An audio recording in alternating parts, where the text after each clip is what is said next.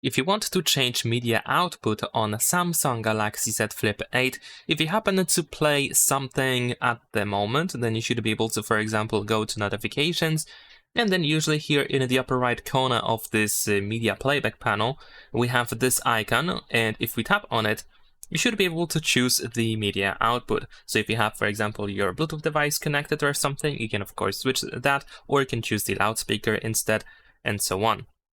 Now you should also be able to go to the quick settings panel and find a similar thing as well, just like in the notifications. We can just tap over here, exactly in the same spot of this section, and you can open the media output selection.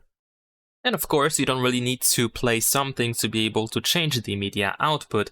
If you don't play anything at the moment, then you can just go to the quick settings panel and you can still find the same button here on the right side. And then once again, you can choose the media output over here.